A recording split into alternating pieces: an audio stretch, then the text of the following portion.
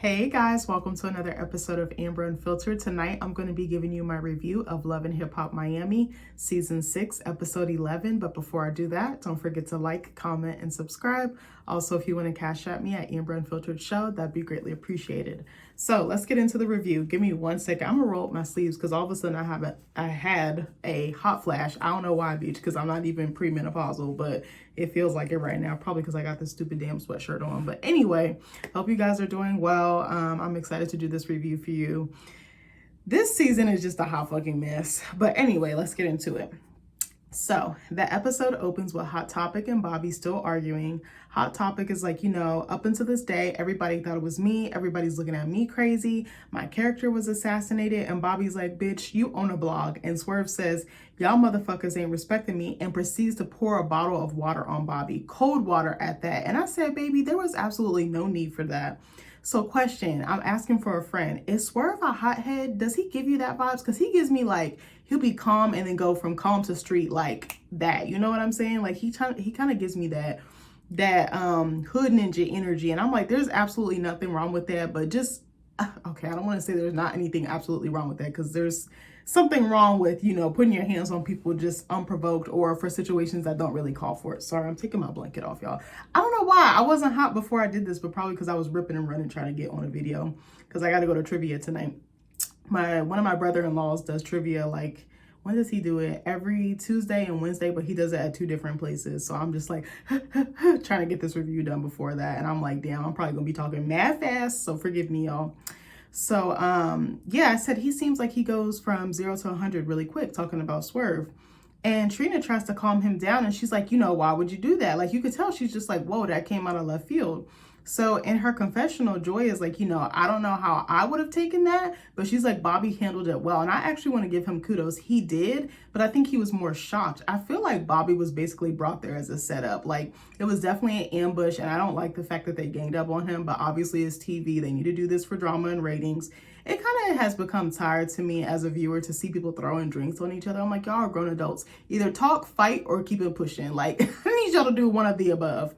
So, Snoop, Trina's brother, is like, that shit is funny right there. He's like, we need to cool off a little bit. And I'm like, not you trying to be funny. I was like, how would you feel if someone threw cold water on you, like, from an argument that kind of has something to do with you, but in that moment it was between Hot Topic and Bobby, not Hot Topic, Bobby, and Swerve. So I was like, I'm not okay with that, because isn't Snoop supposed to be on like his Peace, Love, Hair Grease, like Kumbaya, like Bob Marley? I was like, I'm not. Anyway, but so her brother, Swerve, Trina's brother, is like, we need one more of those. Encore, encore. And I was like, why would you condone this? Like, I'm kind of looking at you funny, friend. Ain't you supposed to be the peacemaker of the group? So Hot Topic is laughing, and she's teasing Bobby. She's like, ha, ha, ha, ha, like got her fingers in her ears or whatever. I don't know why I use my thumbs. Sorry. But I was like, that is not funny. I was like, how old are we? 5? I was like, these are grown adults. Obviously, they need a moment for the show. I kind of feel like Bobby was used to have a moment. Because what else does Hot Topic storyline offer us? Nothing. And I was like, I like her, but I don't like some of the things that she does, or like the way that she moves in certain situations. But I'm like, she's probably doing this for TV, or maybe she really genuinely is like that. I have no idea. I don't know this lady. She's still a baddie though, but I'm like, I just need her to grow up a little bit. Just a little bit. So Swerve, oh, excuse me, let me go back. So I said, that's cold for them to be laughing at Bobby's like expense, like his pain. Like, I was like, that's not cool.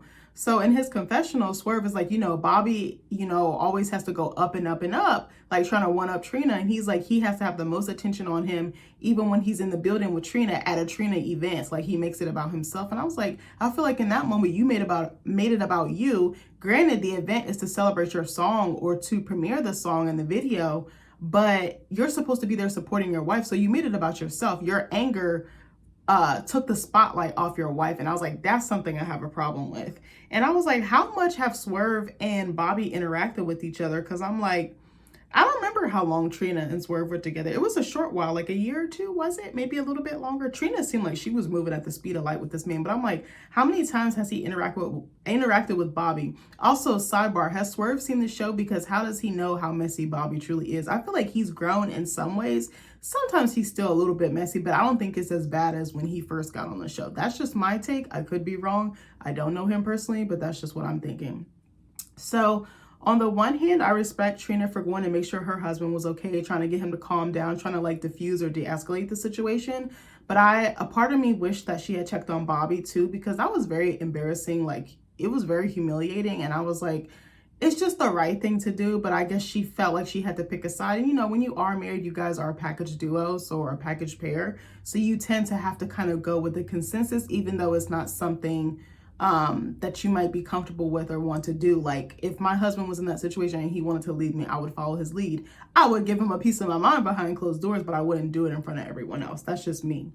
So Swerve says sometimes that all that like, I forgot how the fuck did he say? He was like, all that whoop-de-whoop needs to end. And I was like, he don't even be making sense. Is Buddy on planet Earth?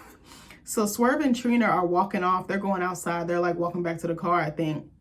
And Swerve is yelling, y'all talking too much. Y'all talking too much. And I was like, this is the most we ever heard this man talk, because remember, he wouldn't talk at all. And now he talking too much. I'm like, I need him to find a happy medium or like a common ground somewhere, or a middle ground. So Trina's like, let's just go, babe. Let's just go. So then I said, again, I hate that Bobby has been reduced to the gay sidekick or the comedic relief. Bobby is very funny. I wish we got to see more of him. I feel like he started off as like one of the main characters or a supporting character that got more time than the average Joe. But then it just seemed like he's tapered over time. I don't know if it's because he's taping other shows, maybe other work commitments. I don't know if it's a personal choice or if this is a choice made on behalf of production or like leadership that like runs the show or creates the show, like Mona Scott or anybody in her team. But I'm very curious, about that. I just think that Bobby is so much more than that. And I was like, I kind of miss seeing him on my screen. He used to make me laugh. And he, like, I thought he had something with his music. It wasn't the best thing. Now, am I going to go out and probably buy it? No, but like, if it's on the show, I'll try to support it. If there's a video or something, maybe I'll comment or like it. Because, views can translate to money. But I was just like, and also like, I liked his friendships with some of the women and just like seeing him out and about being this fly, like gay dude who just like lived his truth out loud. Also, remember the storyline with his dad? I kind of wondered what happened with that. Remember his dad was like in jail. They didn't have a relationship. Like his dad wasn't really in his life. But then I wonder if his dad was doing that because he's seen his son on TV, because his dad kind of gave me like opportunist vibes. Again, I don't know him, but that's just the vibe that I got. I could be totally wrong. So then Bobby gets up and he's like, this is fucked up. And he walks out of the venue. So in his confessional, Bobby's like, this is just a fucked up situation overall. And he's like, once Trina gets down to the bottom of all this, she's going to regret blaming me for any of this bullshit that I had absolutely nothing to do with. And I was like, you are the one that brought the dookie to Hot Topic's door. You can't be mad that it fucking stinks. Like, you started it, And so, what was I going to say? I think I lost my spot. Sorry, guys. So Bobby bangs on the window of Trina's truck. One thing I can say about Bobby, he's not afraid to confront a bitch, like, period. He don't care if you family, friend, or foe. Like, he about that life. So he bangs on her truck and he's like, why would you let your husband pour water on me? He like keeps repeating it and he's going ham and he's riled up. And all of a sudden I see fucking Swerve popping up like a little fucking prairie dog or like a little meerkat or whatever. He's like, how like people will climb like their truck, like if I'm trying to think of how to say it. They're like kind of like pop up like over their truck door and they're kind of like leaning out, like hanging on the side. It reminds me of the song of the passenger ride of his best friend's ride, tried to holler at me. It kind of gave like Scrub energy, but you know what I mean? Like he's like popped up and I was like, why does he look like he want to tear Bobby a new one or like he's about to square up? So Bobby's like, guess what? We're back to square one. Now I hate your ass again. I said, oop. So then Swerve threatens to get out of the car and basically insinuating that he'll fuck Bobby up. And I was like, that's your sister's family. Like, he isn't Bobby Trina's cousin. And even if they weren't, they were like so friendly that they basically are like family, because I believe that friends are family. That's just me. I don't know how you guys feel about that.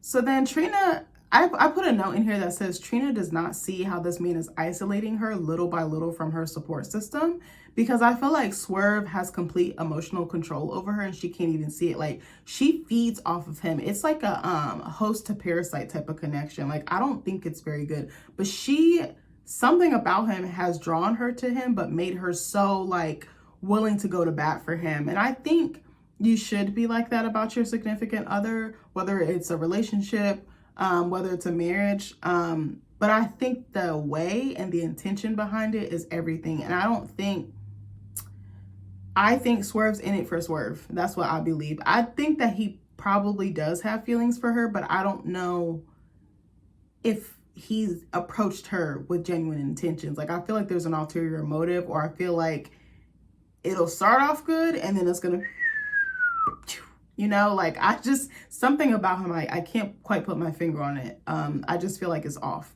So then next thing we know, oh, I'm sorry. And I put in, I'm not sure if I said this. I said yeah, I did say this. I'm sorry. I got confused for a second. So Trina gets out the passenger side of the truck and she starts cussing Bobby out, talking about, you started all this shit. Like, basically, I'm gonna finish it. So I said, actually, I feel like Swerve started all this. If you hadn't started dating him and he wasn't so sneaky and avoiding his responsibilities and thinking that his past wouldn't catch up to him in the present, people wouldn't be anonymously emailing your cousin or anybody connected to you trying to spill the tea. Pick better. He's not stress this enough. I don't know why I started talking slowly. I think I was walking it through because it wasn't in my notes, like in my mind as I was saying it. But nobody would need to do this if the guy that you were with wasn't a shady boots. Like, duh.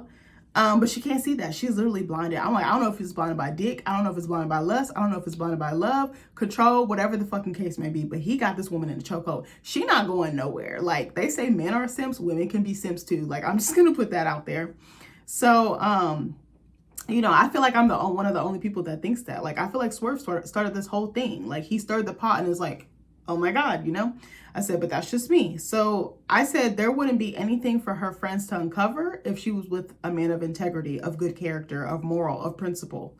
So Bobby's like, blah, blah, blah, blah, blah, like a little kid. And I was like, baby, he's reading them down. So Trina starts puffing out her little chest and is like, it's do or die, bitch. And I'm like, that tells me right there that she's already picked a side. She doesn't give a fuck about her friends. She doesn't give a fuck about her family. She only cares about what Swerve thinks. She only cares about Swerve's asshole and his farts, and just the sun rises and sets on Swerve. And I'm like, that is a really terrible position to be in. I love my husband to pieces. I think the world of him. I will talk highly of him. I will speak highly of him until the day that I die, because he really is a good person. I've gotten so many compliments about him. I'm not even trying to like brag. Like, everyone's like, he is so good for you. Like, he loves you. Like, there's nothing that my husband wouldn't do for me.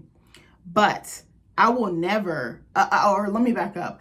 I still have my own individuality and my own personality and my tastes and my interests.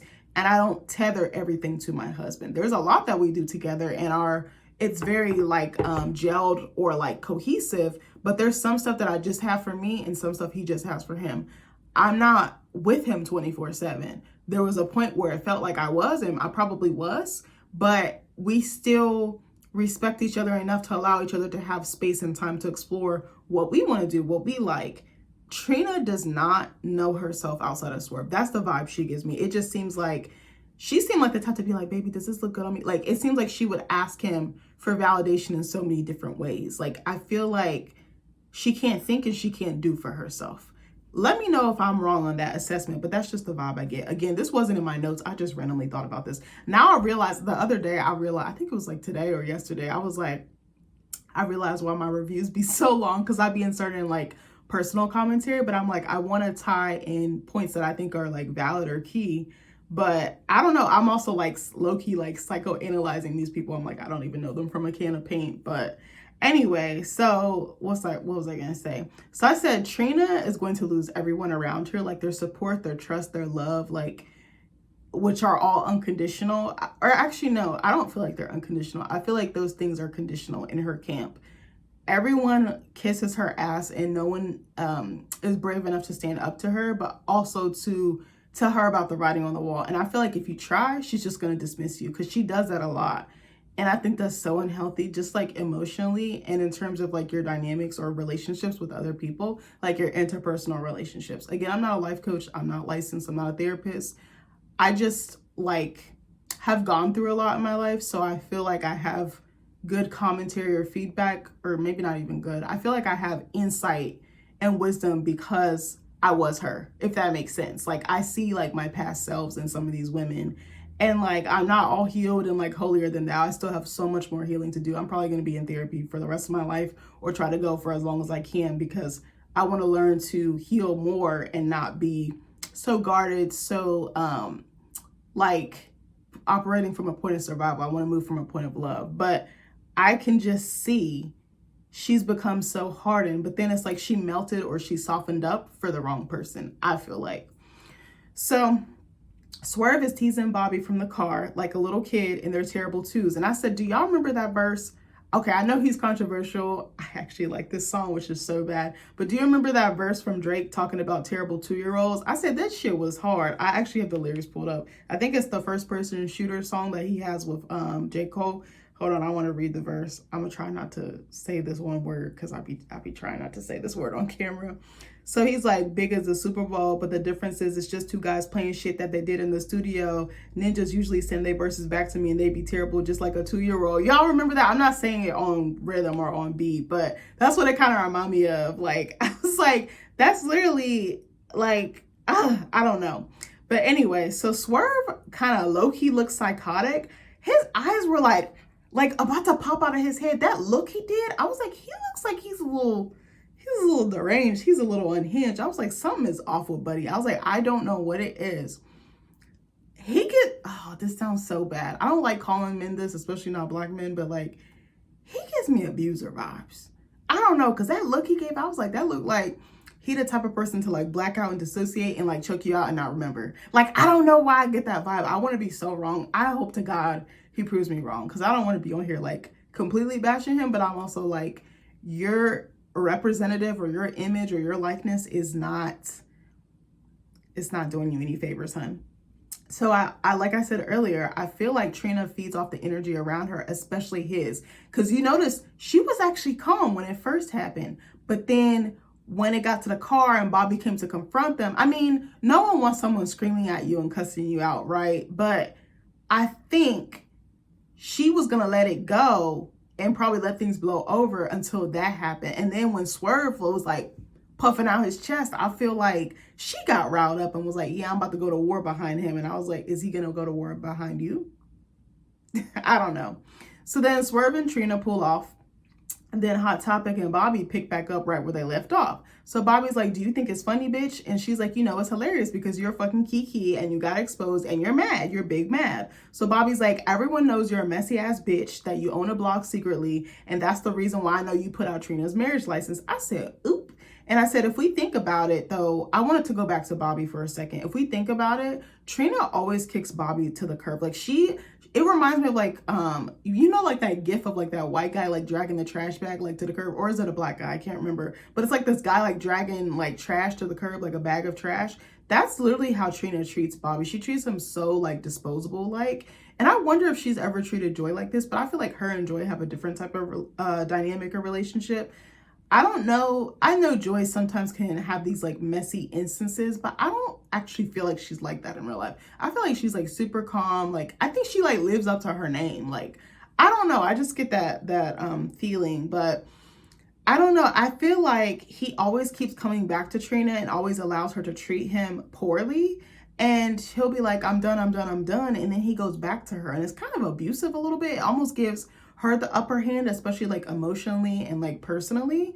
I don't know. I don't really like that. Like I said in my comments here, when they're good, they're fucking great. When they're bad, it's like pure war. It's like out for blood. It's almost like they're not even family or have some type of friendship or love there. And it blows my mind that he keeps going back and he keeps accepting that. I said he needs to love himself more and demand better from the people around him. But I think because she is famous, she is wealthy, and she's tenured, like she's got some skin in the game, I think he just dismisses it because he's like, some association is better than none. And again, it gives me the vibe of like Gretchen Wieners with like Regina George. Like, they just worship her and they don't even pay, like they don't even care how badly they're being treated. Like, they're like, I'd rather be in it than out of it. You know what I mean? Like, everyone is so thirsty to be in her camp, and I'm like, I would not want to be associated with a bitch like that, because she only care about herself and she expects me to kiss her ass all day. I'm not an ass kisser. I'm a straight shooter. Like, as y'all come to know in these videos, like how I talk in here is literally how I talk in real life. Like, I'm so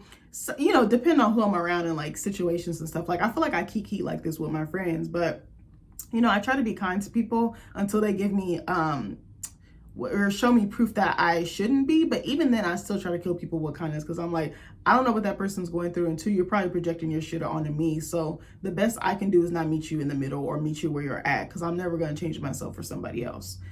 So Hot Topic takes her fucking shoe off, which had me dead, and throws it at Bobby outside the fucking venue. I was like, okay. So then Bobby picks up the show and says, let me see this cheap ass heel. I said, not cheap ass heel, bitch. So she's like, they're Giuseppe, baby. And Bobby's like, oh, these are Forever 21. I said, not Forever 21. I said, we couldn't do Charlotte Russe. We couldn't do Rainbow. Wait, is Rainbow worse than Forever 21? Yeah, Rainbow is worse than Forever 21. I actually like Forever 21 shoes when they were like still a huge thing. Like, that used to be in my motherfucking store. I could go in there and ball out of control, which was so crazy. But yeah, I kind of miss like those days, like of going to like big name stores like that, or chain stores. Oh, Wet Seal. Y'all remember Wet Seal, baby? That's Forever 21 and Wet Seal and like Charlotte Russe were kind of like interchangeable to me. Wait, was Charlotte Russe? Did they have clothes? Yeah, they had clothes. I don't know why I blinked out so hard just now. So I said, Bobby is rating her for fucking filth. LMAO. I said, Forever 21 is nasty work. So Bobby's like, if you want your heels back, you got to come see me for it, bitch. And then he starts walking off. So then, of course, Hot Topic starts talking tough again, and security is holding her back. And I'm just like, these girls be talking, but I'm like, are you really going to see that person, or are you just squawking right now like a chicken? So next we see, Ray J pisses me off so bad. Okay, I'm sorry. I was about to start talking about this next scene. Ray J just irritates me because, like, I used to think he was mad funny, but I knew, I could see the smoke through the mirrors, and I knew he was toxic, and like the king of toxic, literally. But I was like, he does make for good TV. Like, he's very entertaining, but I was like, it's often at the expense of other people, and I don't like that. And I also don't like, again, like I said in my Peter Pan video, I don't like that he won't grow up. I don't like that he takes women as casualties, like especially emotionally, physically, financially, whatever the case may be. But I feel like he makes everything about himself, and again, he just won't grow the fuck up. And I'm like, I need somebody to slap some sense into him. But I'm like, somebody like that, they probably can't be helped. And like I said, he's been in the industry for a long time, and he probably doesn't know anything else. It's probably ingrained or like encoded in him. I'm not excusing it, but I was like, we have no idea what this man has been exposed to, what has been normalized for him or bred into him. So I'm trying to give him some grace there, but I'm just like, I'm getting real tired of him. And he's quick to point the finger at other people and point out other people's issues or problems. And I'm like, you literally are the king of chaos. You're like an agent of chaos. But anyway, so in the next scene, we see Ray J meet up with Marcus in the studio. And I said, Marcus can rap. Like, his rap was hard, because he's like listening to this verse that he's about to turn in for Ray J's song. So I said, I'd love to see a full project from him and Brooke, because I think they're both really talented. And also I wanted to add, I just realized we haven't seen Brooke in a couple of episodes. I know she was in the episode where Amada got slapped at the lash launch for Estelita, but I was like, it was kind of like a sneeze. Or no, was she in a couple more scenes than that? I can't remember. It's been like several weeks. This show has been on for like 3 months, right? This is week 12. Yeah, that's about 3 months. That's crazy. I was like, is this shit going off? Nah, I'm just playing. But I said, I hope that Brooke is okay and she's getting through the grieving process one day at a time. And I want to send all my love to her, because I think she's such a sweet human being, a sweet woman. And I'm so sorry that she experienced that loss, but also to Marcus too, because they both experienced this. And I know how much she really wanted that baby. So in his confessional, Marcus is like, things have gotten better with Brooke since the miscarriage. And I said, I'd love to hear from Brooke to see if this is true or not, because a man's perception and a woman's perception is two different things. Yes, the man helped create the baby, but ultimately she was the one carrying it, and I can't imagine how it feels to grow life and then lose it so quickly, so drastically, so dramatically. So Marcus says they took some time to focus on themselves and heal, and that everything is back on track with his life and with his career. And he's like, it's given me some time to get back in the studio, and I know this is something that he really said he wanted. And he's putting the finishing touches on his verse for Ray J's song Paper Up. So what's funny is how, I'm not trying to be shady to him, I'm just saying overall, what's funny is how they show them making music on the show, but we never hear it outside of the show. Like, I can't name one single time where I've heard something that was on the show like make it big or make a dent outside of the show. And I said, this makes me think that it's for the show to kind of fall in line with the hip hop aspect of it, or the musical aspect of it, or even the storyline. And I'm like, get your money how you get it, live it how you get it. But you know, Ray J seems hyped for the track, and he's like, you know, I'm sweating so much because all this toxicity is leaving my body. And I said, I highly doubt it, but okay. I said, has this man ever told the truth in his life? Not being funny, I think his perception is like so warped that like he believes like the things that are in his mind that he tells himself. And I'm like, that's dangerous a little bit.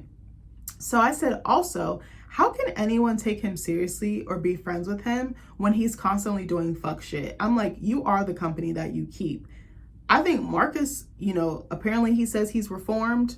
I understand messing up and making mistakes. We're human, we're supposed to, but I'm like, Ray J just like keeps making the same mistake over and over and over and over again. It's like insanity. Like he keeps doing the same thing, expecting a different result. You can't keep cheating on your wife and think that she's going to want to stay with you. You can't keep lying to your wife thinking she's going to stay with you. You can't keep going out, being out on all hours of the night and the day and shirking your responsibilities. Just because you bring money home and you pay all the bills doesn't mean you're being a good husband, doesn't mean you're being a good father. Not trying to bash him in either of those departments, but I'm like, you and like he's still partying, he's still doing that single bachelor like fuckboy shit, and it's like, you are a married man, you have kids, you have a son and a daughter.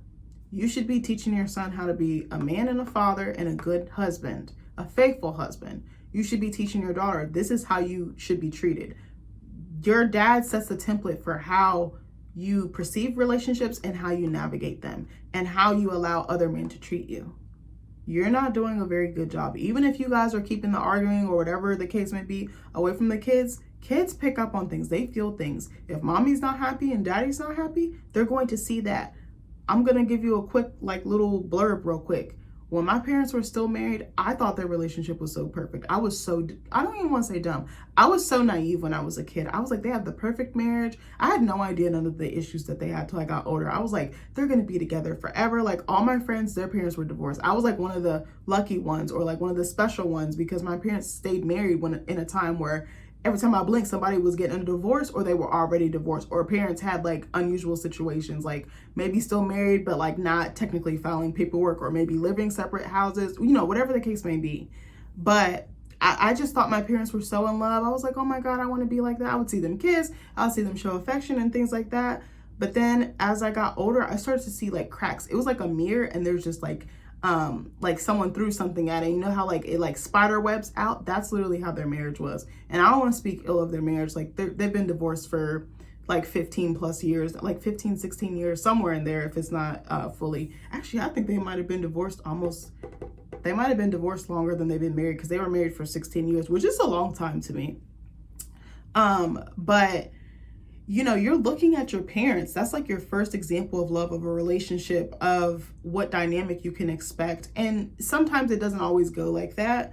But I just worry about their kids. I think that was my main point. And I just hope that they can get out, you know, Princess and Ray can divorce and co-parent successfully or amicably. And they can each find a partner that can show them that healthy love, so their kids have a better example. And even the co-parenting relationship, if they could get that, you know, nailed down to a science in a healthy way, that can show their kids, like, just because you're not with someone, just because you didn't work out, you can still coexist. I think that's what I was trying to say. So Marcus is like, you know, are you focusing on yourself? And Ray's like, you know, I am. He's like, I'm not dating nobody. I'm not fucking anybody. And I put in all caps, yet. So Marcus is like, you know, I've known you since I was 24 years old. And I said, baby, now that I didn't know. I said, this makes sense as to why they still kick it. Because again, Marcus seems to stay out the way. He's Mr. Family Man. And Ray J seems to attract chaos literally everywhere he goes. He literally is the human definition of like drama. Like, and he curates it and then is shocked when his world goes to shit. Like, I'm like, you should look inside. You should look in the mirror, friend. Again, not a therapist, just something I peeped. So Marcus is like, you know, I'm really worried about you. And Ray's like, why? What's up? And Marcus is like, well, I saw some stuff on social media the other day. And remember that video of him consoling the kids after him and Princess got into it? What did he say? Like, oh, we're just playing, or oh, we're just shooting a movie. Or I forgot what the specifics were. But I heard the audio of those kids crying, and it like literally sent chills down my spine, because I was like, that used to be me. Maybe not as young, and they're so impressionable at that age, but my parents used to argue like back and forth. It got worse and worse the closer they were to actually finalizing the divorce and like going through with the separation, because there had been a couple of times that they were like, it was very confusing. They were like, we're on, we're off, we're on, we're off. But I realized now they were trying to figure it out, and they didn't know what their future looked like. And I think they were trying to stay together for the family, but it was confusing because like three months or however long they'd be in love. My dad was pulling out all the stops. They were, but I wonder if they had like underlying issues that hadn't really been resolved, and maybe they were being covered up a little bit, or like, oh, I'm gonna give you this gift or do this act of service. And those aren't bad things, but you have to get to the root of stuff. And sometimes that involves having ugly conversations, really doing the work, the inner work, going to therapy separately and together, acknowledgement, I think emotional intelligence, stuff like that. But I don't know. I remember my parents used to literally scream at each other. Like I would hear my dad cuss my mom out. It was just like so loud at home. Like I remember being on the steps with my brother and we'd be like crying. Like I'd have to console my brother because we just hear my dad like ripping my mom a new one. And it's just like, who wants to be talked to like that? But I understand he probably had his frustrations and he just exploded. Like he had it. And I'm sure there was shit that she said and vice versa. But it was very painful growing up. And I thought that's how you're supposed to communicate with other people. And I realize now as an adult, it's totally not. It's not okay to yell at people. It's not okay to cuss at people.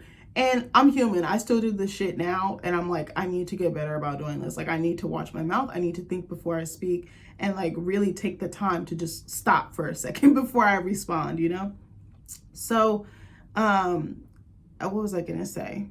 Yeah, so I said I felt so bad for those sweet babies because, again, they're innocent. They don't have anything to do with this. And I said, I hope everything is okay and that they learn healthy coping mechanisms moving forward and that their parents can exhibit those types of behaviors moving forward. Again, I'm going to stand by this to the day I die. Kids don't ask to be here. We bring them here. So you ought to treat them well. You ought to treat them right. So Ray J is like, things aren't looking good because of a live I posted with the kids after an argument with Princess. He's like, it's been wild. It's been crazy. And I said, these two just really need to get away from each other. And I think having kids makes it 10 times harder, probably 100 times harder if I'm being real. They are like oil and water. They just don't fucking mix. I don't even know what the appeal for her was in Ray when she got with him to begin with. Like, I'm not even trying to be funny. He's funny. He's here for a good time, not a long time. Like, I think he's like the life of the party, but then he has that unhealed, darker side of himself. And I'm sure the package looked fine on the outside, but then when you open the contents, it's like, oh shit. But I remember I watched her Carlos King interview and she said she really wanted to be a mom. Like she'd always wanted to be a mom. And I think she was just ready. It was just like time in her book. Like she wanted to settle down. She also said she wanted to be married. Like she wanted to be settled down. Basically wanted like the American dream or like the white picket fence type of vibe. And I feel bad because she wanted something so bad that I don't know how long they were together before they got married, but I think, I don't want to come too hard on Princess. I think she didn't do her homework on who she was shacking up with, or she just ignored the red flags, and I wish she hadn't. Like, I wish she had just stopped to think, like, we need to really ask ourselves questions when we get with people. I'm meaning for both men and women. Like, I say this all the time. I am so fortunate for the type of person that I chose to have a child with. Like, I don't have kids yet. Again, we're not trying, but I know for a fact, like, my kids are going to be straight. Like, they're not going to want for anything. He's going to be so emotionally intelligent, so in tune. Like, watching him play with our nieces and nephews, it just gives me so much joy because I'm like, and not even just playing, but like the connection that he has with them, treating kids right. And his character is so good. Like, I'm going to share something with you guys. My mother-in-law one day, it was like months ago, I remember we were over there for dinner or something like that. And me and her, we could talk for hours. Like after dinner, everybody go back to their little, holes or corners in the house. But me and her will talk for like 2-3 hours like old girlfriends. Like it be lit. So I remember one time we were like in the living room, we had been talking and Nick usually be on the couch scrolling on his phone with his little feet kicked up like he still lived there. But I remember she was like, she had said that she thought Nick was such a good egg. She was like, he reminds me of my grandfather, which would be Nick's great grandfather. And she was like, he's just like such a gentleman. Like babies loved him, kids loved him, dogs loved him, like everyone loved him. And his character was so pure, so good. And like the way he carried himself, how you know, there he was, how present he was for his family, and just like that old, like chivalrous gentleman, not old, but you know, like that old school. That's what I was trying to say. And I thought that was one of the best compliments a mom could give her child. And I was like, I know she's not just saying it just to say it. Like, I know they love their son. Like, they do not play about Nick. That's what, like, they don't play about none of their kids. But I just like the way that they revere him and that they treat him and love him and are always there for him. But when his mom said that, it touched my heart, because I was like, I know. I see it. I feel it. I'm on the receiving end of it. And he respects his mom so much. Like, will drop anything to go help her. And like, that's, I feel like that's rare. Like, I was like, if he treats me like this, imagine how he's gonna treat my little one. Like, I hit the fucking jackpot, bitch. Like, that's, I don't know. I just wanted to add that in there. So, you know, I said, I wonder why they keep going back to each other, talking about Ray J and Princess, knowing that it's toxic, but it's a cycle. Sometimes you can't help but go back. You can't help but be like pulled into the vortex. And as someone who used to be in a lot of toxic relationships, I couldn't even make sense of it. It was like a psychological thing. It was like this person sinks their hooks into you and you feel like so dependent. You can't even like wean yourself off of them, because what they said or what they've done has made you, it's like magnets, and you can't pull away. There's no opposite, or no, what is it? Is it opposite ends attract? So it's like you can't even pull away, because they just have such a hold over you. Like, I don't know how to explain it. But do y'all remember that song Toxic by Summer Walker and Little Durk? I was gonna sing it, but I was like, I don't know. I was like, I can't sing. She's like, toxic, ooh, toxic.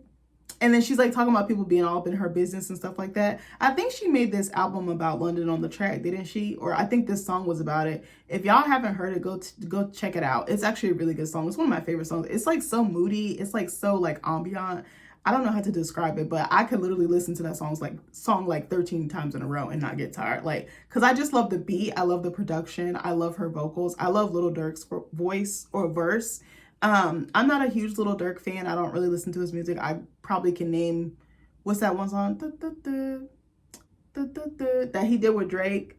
I don't even know the lyrics. I'm drawing a blank. Like in the video, he's like looking like he won like an NBA championship or something. Didn't they shoot it at like the Nike factory or something like that? Anyway, but that song is hard. But the lyrics of that song kind of remind me of Princess and Ray, just like that back and forth. Because remember Summer and London on the Track were like so back and forth. She's online fighting bitches, fighting baby mamas, like just doing the most for this guy. And she's talking about, you know, everyone's all up in our business, but it's like, you're with a man that other women told you would harm you, and you still decided to lay up with him and be with him, knowing his history, knowing his track record. I still stand by the statement. Look at someone's track record. Sometimes people end up in crazy ass situations. I'm one of them. Shit, I was the crazy situation, but I feel like he had a history. Like, he has all these kids, he has all these relationships that he has not seen through. Don't you think that you're not special, you're not exempt? Maybe in the beginning it felt like, you know, a fairy tale, but I was like, women need to wake the fuck up. I'm sorry. I just can't say that enough. I can't stress that enough. So then during that scene, it shows headlines on the screen of like the video that Ray had released. And I said, again, this is further proof that him and Princess need to separate for good, because anytime they're in vicinity of each other, it just goes left. And I pray to God, you know, I feel like a lot of people in these type of situations, it's bad, bad, bad, and then it progressively gets better. And then they somehow form like a really good friendship out of it. I'm trying to think of a good example of this. I can't think of anybody. I think I just thought of her, but I don't know too much about her story. Do y'all know Cheyenne from Teen Mom or whatever? Like her with like Corey and like that dynamic with their daughter Ryder, and then like she got remarried, but there were some issues and stuff like that. Like I'm thinking of something along that line. But I hope that Princess and Ray can get to a good point. I actually really would love them to divorce, and I don't wish divorce on anybody, but they are not good together. It has been so fucked up for so long. It is crazy to me to file for divorce that many times and then walk it back. But I understand they probably want it to work. They think it'll be better than the last time. The thing about going back is it's just going to get worse each and every time. I'm going to stand by that till the day I die. So anyway, Ray says Princess called the police because he was banging on the door, and that the police said everything was good. Like basically cleared the situation, cleared the scene. I said, now I find this hard to believe because on Carlos King, Princess was singing a totally different tune. So I was like, I'm going to take Princess's side for 200, Alex. Because I was like, She basically was like, Ray was turned up and like acting a fucking fool and she couldn't get him to calm down. So that's why she called. Like, I don't think she feared for her safety. I think she was like worried he might, I wonder if she was like worried he might do something out of his normal like wheelhouse. That's the vibe I got. I couldn't remember exactly what she said. And sidebar, I think I want to do a video talking about her interview because a lot of people were shitting on her, but I saw a very broken, drained woman who was gonna like rise from the ashes like a phoenix if she really did go through with what she said she was gonna do. Like I'm rooting for her. I've always liked her, but I think he dragged her down. So Ray is like, man, I didn't know losing an argument was a crime. And it's like, but what did you say? Because if you was talking crazy, then yeah, she was right to call the police. So I said, he seems like the least accountable person I've ever seen on the show outside of Safari and Alan. Ray's like, I don't want myself or Princess to go to jail. And, I don't want her to get in trouble like that. And I think he does care about her, but I don't think he cares about her in the sense of not stepping outside of their romantic relationship or marriage. That's what I mean. Like, I think there's a genuine concern or care for her well-being somewhat, because some of his behavior, definitely impacts that, or all of his behavior. So Ray's like, I went live and people assumed that I was coaching the kids on what to say, but I wasn't. He's like, I don't give a fuck about none of that internet shit. And, I just want my kids to know what's going on and that, when the police shows up, just to tell the truth, be honest. And I said, his logic or like reasoning does not add up. I was like, okay, 2 + 2 don't equal 5, Ray J. So I said, again, it's possible that editing took some stuff out. And Ray talks about how social media ate him up and, it shows some comments from people online. So Marcus is like, where do you and Princess stand? And Ray's like, we're still getting a divorce. He's like, we're not together no more, so we can basically do whatever we want. And I said, why do I get the feeling that that rule only applies to him? Because I feel like he would act a damn fool if she were to move on. I think she mentioned it in the Carlos King interview. And it was just like, you have some fucking nerve. You've dragged this woman through the ringer and then you get mad. Princess is a baddie. She's fine as fuck. I mean, Carlos King literally proposed to her. Like, yes, he's gay, but I was like, she is fine as hell. Anybody with eyes could see that. Like, don't sit here and act like she's not desirable, because she is. She really is. So, I said, Ray gives me, I don't want you, but I don't want nobody else to have you vibes. And that's kind of scary for me a little bit. So Ray tells Marcus about meeting up with Amara for the bachata lessons for the One Wish movie. So Ray's like, I took her back home. We bonded. She had her legs wide open while she was talking to me. Just her cat just hanging out every which way. I said, ooh. So Marcus is like, so you were really close to the cat? And Ray's like, I was in fact close to the cat. I said, I know you motherfucking lying. So Ray's like, Princess pulled up on Amara, and then next thing you know, she smacked her in the face at an event out in public. And Ray's like, I met up with Princess at her hotel and I said some foul shit to her, which was that, Amara invited me over and I smelled her cootie cat. Like, I was in close proximity. I said, he likes to get under Princess's skin. I see, like, he loves getting a reaction out of her. So that tells me their story may not be done, at least not from his side or perspective, but it's like, it's too late. You can't win me back. When you grow the fuck up and you heal, maybe I'll consider it. But until then, until further notice, I'm under construction without your ass, bitch. So I said, he's the very definition of hurt people, because why else is he trying to get a rise out of her? Or is it possible he's still in love with her and that's why he's moving so childishly? Like, I could see that. So Marcus is like, Brooke told me about your dance lesson and the slap. Oh, he says this in his confessional. He's like, my wife told me about the dance lesson and she told me about the slap, but not Ray putting his face in a cootie cat. I said, I know you lying. So then he's like, things aren't looking up for Princess and Ray J's relationship or their marriage. And I said, the real question is, when have they ever? She probably knew from the jump not to marry this man. And I wonder how somebody like Ray, who does not like commitment, ended up married, because everything about him screamed single. Everything about him screamed fuckboy. Everything about him screamed bachelor. Everything screamed like playboy. Like, he was so unserious. So why, like, this man literally okay, I listened to the Carlos King interview and Princess says he didn't push her in the water. Remember when they were saying that he pushed her in the pool?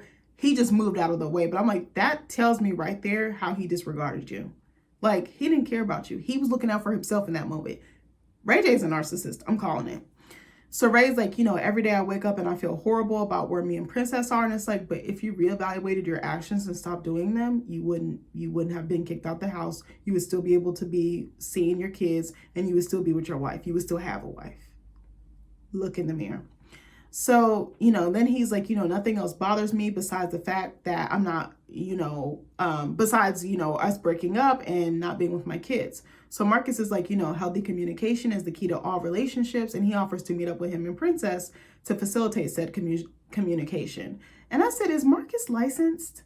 Like, has he gone to school? Has he gotten certified? Anything like that? I said, what makes this man so qualified to speak on other people's marriages or relationships when his appears to be in crisis? I'm not trying to be funny. There's some cracks in their marriage. Every marriage has it. But I was like, he does not have any room to talk. Because the way he was talking to his wife after she lost that baby, and that's a vulnerable moment. That's a sensitive moment. That's a unique moment. But I was like, she did say he was an asshole. So I was like, I wonder what that other side is like when he's not on TV. Hold on one second, y'all. So Ray is like, I'm cool with you guys kind of helping us mediate or counsel us. He's like, you guys are the most respectful couple, and we feel comfortable with you guys, and we have a rapport with you. And I said, communication can't change toxic behavior, though. That has to come from within. Speaking about Ray J. So next thing you know, we see Gael and her mom meet with Flo. I apologize in advance. It's going to be a hella long video because I'll be talking too much. That's my problem. So we see Gael and her mom meet up with Flo, who is sitting down and slices of cake are being cut. I'm not going to hold you. That cake looked the fuck good. I was like, what flavor is that? I was like, baby, one of the best cakes I ever had was my wedding cake. It was like I think the flavor she called it was like champagne bliss. It was like this buttercream, like yellow cake with like this strawberry jelly, or I think it was raspberry or strawberry jelly on the inside. That shit was so motherfucking good. I was like, I want to slap my ancestors, and I never would, but I was like, damn.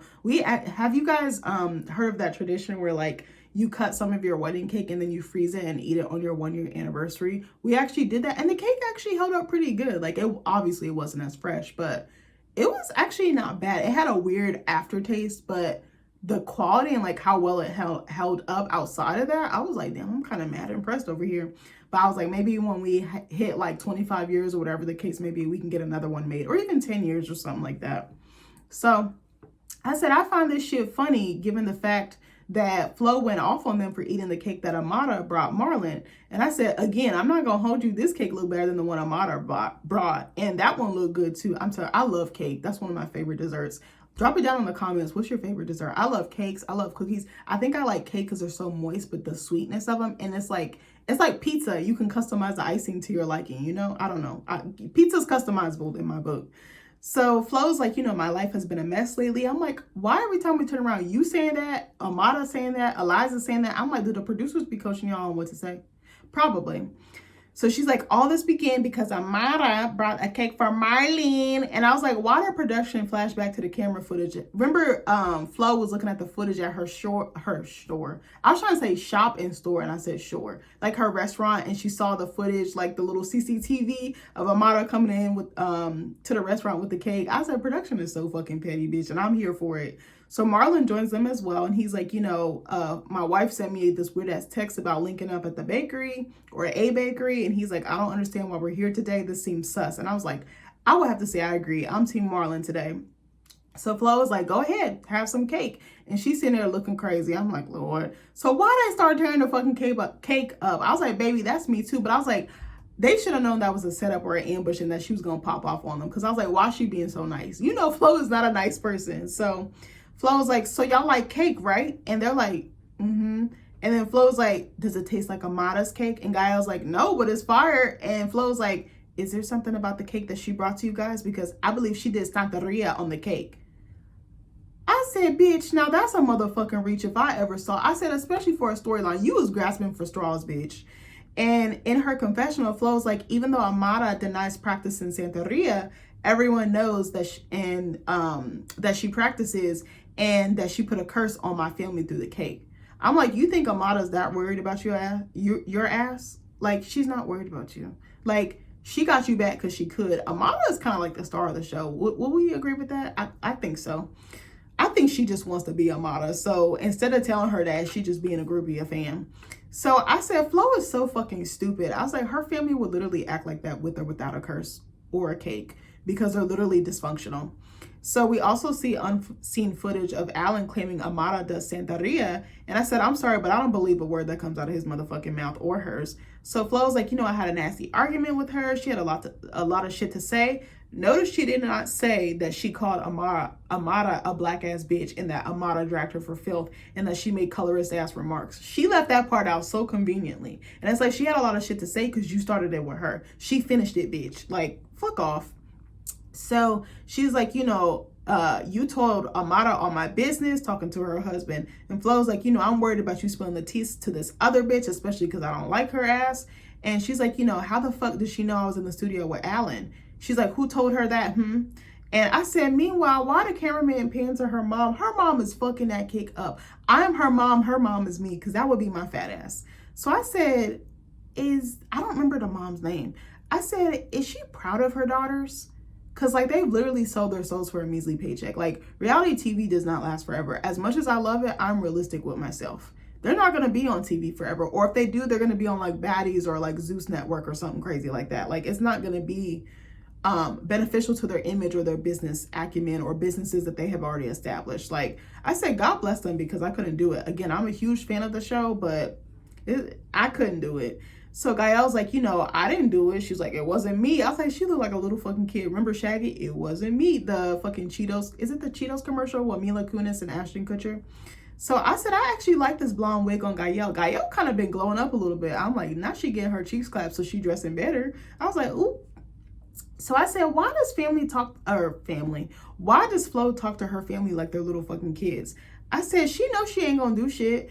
Doing all that fucking hooping and hollering, doing all that yapping like here, just blowing fucking hot air. So Flo is like, who told her that I was in the studio with Alan? And Marlon is like, well, your mom told me. I said, nah, he snitched on his mother-in-law, bitch. So her mom was like, I told him because I knew it was a bad thing. I said, I'm screaming. And she was like, I couldn't accept it. No. I was like, ooh. So I said, but you can accept your son-in-law treating your daughter like shit. Okay.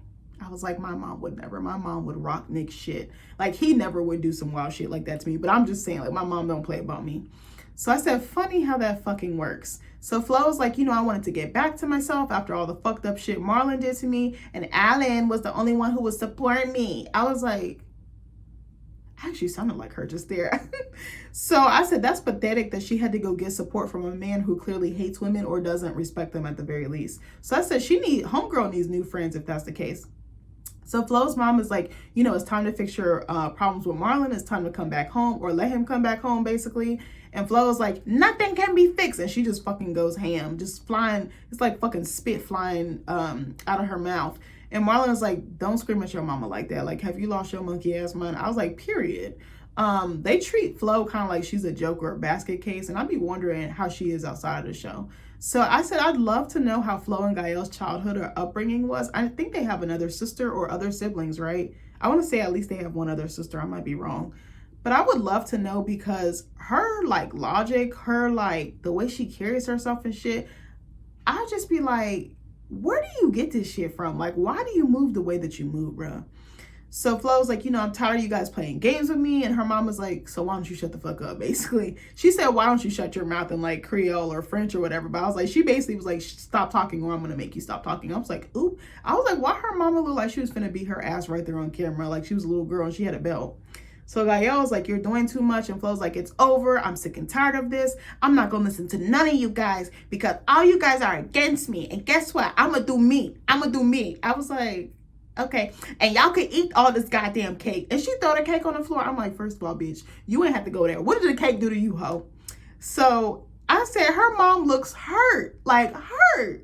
I said, why her mama look more hurt about the cake than her daughter cussing her out on camera? I said, oop. I said, I would never. I'd be picking my motherfucking teeth up off the floor if I ever spoke to my mom like that. I'm 30 and I still wouldn't talk crazy to my mama like that. My mom has never hit me, but still, my adopted mom I'm talking about. So I said she also kind of looked like she wanted to snatch Flo up by her fucking wig or her edges, her long ass fucking baby hair / sideburns. So she's like, I don't need none of y'all because I know your worth. she's like, or no, I'm sorry. Let me back up. Let me see if I can do it. She said, I don't need none of y'all because y'all know who knows my worth? Alan. I was like, are you a stupid ass bitch or what? I was like, you should have said yourself. Flo, me, you, I. Like, are you dumb? So, in his confessional, Marlon is like, Flo is basically gone off her fucking rocker. And he's like, if she wants to be with that ninja, like, she could go ahead and be with him. Be my guest. Take her off my hands. Because I'll stop having headaches. I'll stop having migraines. Like, I've had enough. And I said, no, Marlon seemed like he's sick and tired of her foolishness. So Flo walks out and says, none of y'all know my worth. And y'all supposed to be my goddamn family. Sorry, I'm trying to do like her voice, but I can't do it right now. I said, why does Buddy seem unhinged? I said, sis needs a therapist ASAP. I said, this shows me right here that doing reality TV is really not good for your mental wellness or health. Like, bruh, I'm sorry. We still got a long ways to go. I'm going to try to hurry up. So in the next scene, we see Amada being given an award. She's got this fucking crazy Diana Ross Party City ass wig on that is not serving. And usually Amada eats. So I said, I feel like this is something she could have worn during a concert or a photo shoot. But I was like, I digress. So the male, there's a gentleman, he's I don't know what he was. He was like a male speaker or like a MC, like introducing her. Not an MC, but like a guest. Not a guest. What would I call him? Like a person that introduces people when they're getting awards and stuff like that. I want to say MC, but that sounds like the wrong word. So he's like, you know, Amada's created an impact in the city. She proudly embraces her Latin culture and she like shares it or like displays it like loud and proud. And so she receives the key to the city of Miami. Didn't Trina receive one? I feel like she did. So I said, I wish we knew like what charitable efforts that she's done to receive it. I know she's done the groundwork and we've seen on previous seasons and she's like loud and proud about like colorism, like Afro-Latinos, you know, and she calls out racism and sexism and stuff like that. But I'm like, what charity work does she actually do? Or, you know, what like community efforts does she do? So I said, I would love to see it, but I don't think it's, you know, highlighted on the show like that, at least not anymore. It's all about drama or her being a hussy or a side piece. So in Amada's confessional, she's like, you know, my reputation has been dragged through the mud with Princess and Ray, but this represents a new start. And she gives a speech about continuing to do the work and letting the world know that know what Latinos are made of. So after the ceremony, she does some press, some interviews. And I said, I realized she's actually a natural on camera. She has like this star quality to her. She's very charismatic and the camera loves her and she loves the camera. So she's like, you know, Flo's ignorant comments show there's still a lot of hate and ignorance in the city that needs to be combated. And I said, she's absolutely right. And I was like, but why are you thinking about Flo right now? Like, baby, you just got like one of the most prestigious awards you can get outside of like a Nobel Prize or Pulitzer or something like that, like a Grammy. And like, you're worried about some bitch that's irrelevant. Like, stop it, friend. I was like, I love how she threw her under the bus. I was like, that's how you know this shit's probably scripted or produced, but whatever. I'm still watch. So Estelita is there to support her, and it's nice to see her big up Amada. She seems like to really like her. I think she was like smiling, like she had a glow to her. She wasn't as on that rah-rah shit. And I was like, this is the Estelita I want to see, bitch. So I said, also, she not throwing hands at public events. So I said, oh, she do know how to act. So Amada tells her about her performance at the festival, excuse me. And she invites her. And I said, Estelita actually looks really cute here. Like, I loved her dress. I loved her hair and her makeup. She had like this, was it like a tiger print or a zebra print? Like, was it a pink dress? Yeah, it was. She looked really pretty. She had like these soft curls. Her makeup wasn't overtly done. I think, and it fit her body because sometimes I feel like she wears stuff that's too tight. I know she's trying to accentuate her curves, but I'm like, you don't need to do all that, girl. We can see them from a mile away. I do think she's very top heavy and that she should maybe reduce them just a little bit. They're almost too big because she's tiny, actually. She's skinny, she's thin, like she's like slender. So I'm like, her boobs are almost too big for her body. So I said, if only she could dress like this more, like I think I would come around to her a little bit. So, and start acting like how she was acting at this event. So Amada tells Estelita about Shay's tea party and how she and Flo went back and forth and how basically her baby daddy is pillow talking with Flo, which makes it easy for Flo to use it against Amada when they get into it. So Estelita tells Amada about beefing with Eliza and the fact they're not friends anymore. And I said, or no, I'm sorry, Estelita be posting some good questions. And she was like, so how can Eliza, after 10 years of friendship, dog Van? Like, if she can do that, what would she do to somebody else? What would she do to me or any of us in the group? And I was like, facts. That's a fair point. That's a good question. So Amada is like, you know, Eliza invited me to her foreign for an oil launch party, and Estelita says, no sooner I throw my party, here this bitch come throwing hers. Go figure. And I was like, well, Estelita ain't lying. I said, something in the water ain't clean, because you wasn't thinking about it until homegirl did it. And I was like, it's giving monkey see, monkey do it. And that's fine if that's the case. So Amada says, you know, this bullshit within the group is giving very like high school, is giving very immature. Yeah, you continue to participate in it. But anyway, so Amada's like, you know, I don't really want to go to Eliza's event. And my award ceremony basically inspired me to rise above the petty drama with my castmates. And she's like, you know, if Eliza's tearing other women down, then I don't want no part of what she got going on. So Estelita is like, you know, if you go to her event, it won't bother me one single bit. So then next we see Fabo and Gael link up. And I said, baby, this is the most awkward fucking couple I've ever seen on the show. So we see footage of them dancing in the club, and Gael's grinding on him. She throwing it back a little bit. So Fabo's like a kid in the candy store. I don't think he can handle all that ass. I'm sorry. It's got its own fucking gravitational pull in this some bitch. So I said, personally, he's too skinny for me. I like my men with just a little bit more meat on their bones. So Gael's like, you know, I realize he's kind of scared on the low, like of Shay. Like her reaction, like when she finds out they're together. And I'm like, so y'all don't think by filming on camera, she gonna find out? Like, friend, what? So we see additional footage of them out at like a bar or like a dinner. They're like sitting at a table. There's like music or whatever around. So I don't know exactly where they were at. So he's like, you know, co-parenting with Shay is going to become a real headache if we go together, like if we get more serious or like lock it down or go public. And I said, no, that's where I'm going to stop you right there. The real issue is you talking to other bitches and lying all the goddamn time. I said, you literally break women's hearts everywhere you go and you don't even blink twice afterwards. You create all these homes, all these kids, and you don't even take care of them. You don't care about nobody but your fucking self, and that's what I have a problem with. So then Gael is convinced that she needs to break the spell that Shay had put on Fabo. And I put in all caps, Lord, this is about to go fucking left. So this will be the one and only time, maybe not, but this is going to be the one and only time you're going to see me take up for Fabo. So I feel like Gael should have told him where she was taking him, just because you don't know everybody's religious or their spiritual beliefs or like any practices, any rituals, whatever the case may be. Those are so sacred and I don't think they're meant to be messed with. And on another note, I see kind of why men like Gael. She's not afraid to go after what she wants and she's very direct and she's a huge fucking flirt. And she be kind of looking good sometimes. I was like, sometimes, you know, I'd be saying she looked like the Music Next DM monster. She be looking a little slow a little bit. But I was like, she been eating like lately. Like, I don't know what it is. I think she looked better than her sister. And I used to always think Flo was better looking than Gael. But Gael's wigs, her makeup, whoever is doing the makeup and the hair and the fits, my hat's off to you, friend. So Fabo's like, you know, we talked about going out to eat. So I'm thinking we're going on a little dinner date situation. And I said, baby, wait, with what fucking money is Fabo taking anybody out to eat or any dates on? I said, didn't Shay say he was a fucking couch potato? He was a fucking bum. He was a gamer. He don't take care of his kids, though, even the one he got with her. I said, one thing that Fabo and Gael have in common is they're always chasing relationships. They can't be alone to save their lives. So it's giving codependent.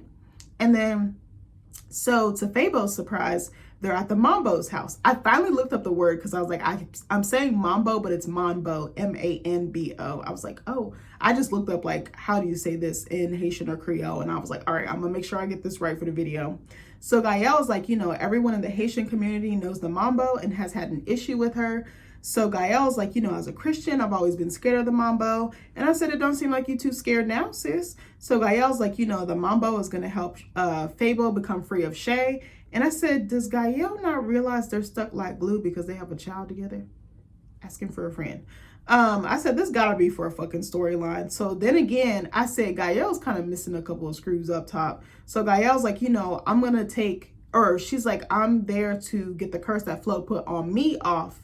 And I'm going to take the one that Shay got on him off, Fabo.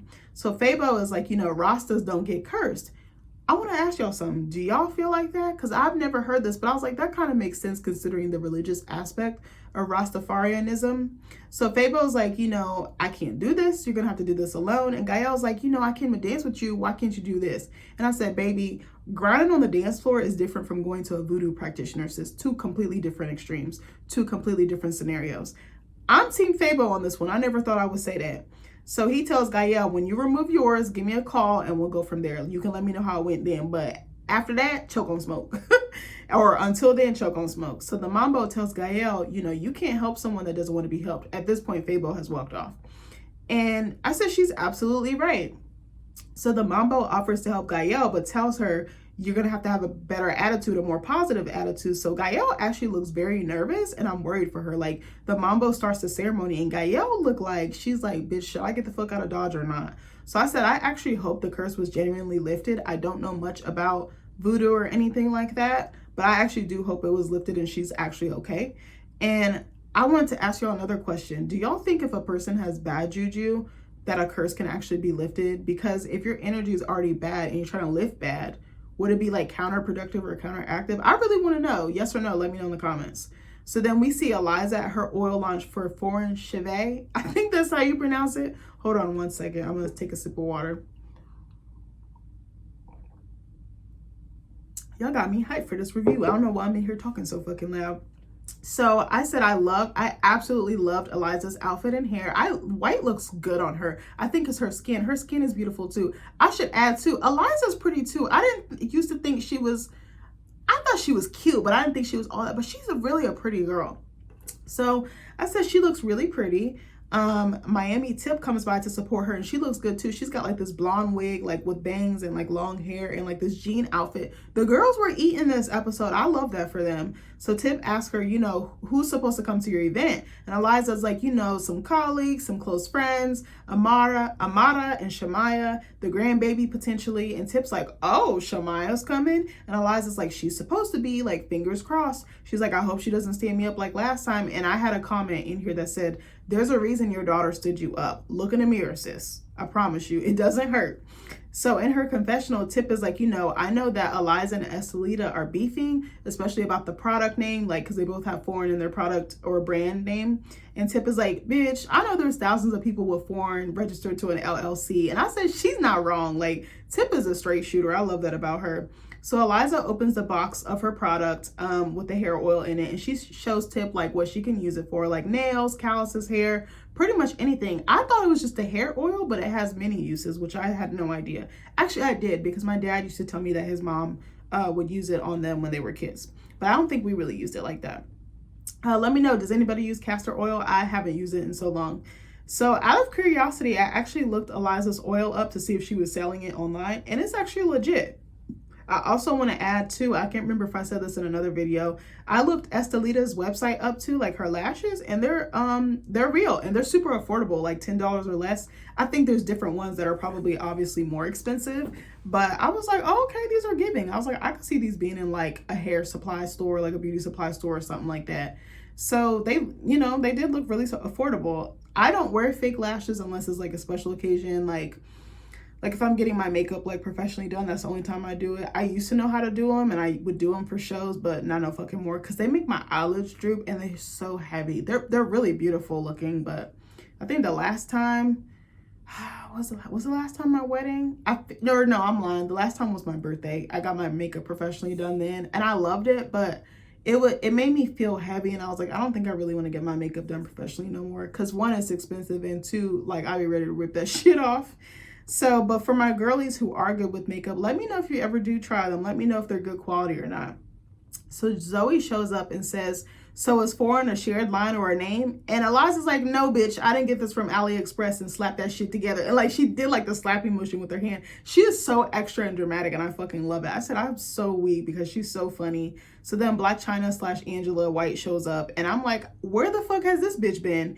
And Blac Chyna is like, you know, I want to invite you guys to my sobriety party. And she's 2 years clean, and I absolutely love that for her. I'm glad to see she's growing and glowing, because she deserves that. She has gone through so much, and I would love to interview her, or love to sit down with her just like one-on-one, even if it wasn't on camera. Like, I would just give that woman a big hug, because she has been through it. No, she has not been an angel or a saint, but the progress she's making now, like, it's incredible. It is a testament that you can turn your life around. So we have a little bit longer to go, guys. I'm sorry. So Tip gives them the tea and is like, you know, Ray J and Amada are potentially messing around, supposedly. And I said, baby, Tip got right the fuck to it. So then she's like, you know, Amada and Princess start scrapping. Then as Salida jumps the fuck in, and Blac Chyna's like, so do I need to call Princess? And I said, basically. I was like, it's so funny that she wasn't even in the loop, that she didn't even know what was going on. And I said, Blac Chyna really stays out the way. And I love that for her, because remember, she was in the mix for a long ass time. So I said, I'm asking for a friend, not trying to be funny, because I like her.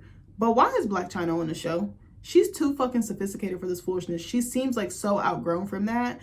And I'm like, it probably is good money. It probably does make viewers want to watch by bringing in a big name. But I'm like, she's very shy and she's actually awkward. Like, she's so quiet, and I think she's very reserved. And I don't think that this type of show is good for her. I'd like to see her have her own show again. I'd watch that.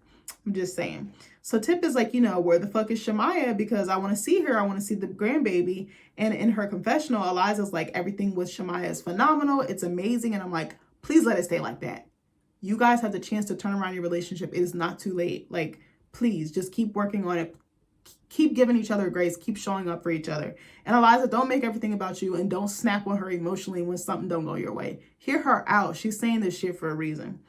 So Eliza also mentions in her confessional she's been spending quality time with her granddaughter, and that she and Shamaya are moving forward in the right direction, and it warmed my heart to hear that. So Tip brings up the fact that Amada and Shamaya aren't there yet, and Eliza's like, I hope that Shamaya comes, I hope the grandbaby comes, and that they're okay, and, you know, all is well. And then Shamaya comes in right before she's about to do her speech with the baby, and she looks so pretty. She looks so beautiful. She had like this white dress on. Her makeup was done really well. Her hair was done really well. Like, she's a very pretty girl.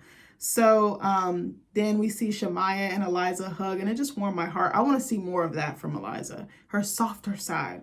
Sis, it's okay to be soft. I'm telling that to myself too, for real. And then we see the girls kind of cooing over the baby. They don't show the baby's face, and I think that was like for the baby's protection and privacy.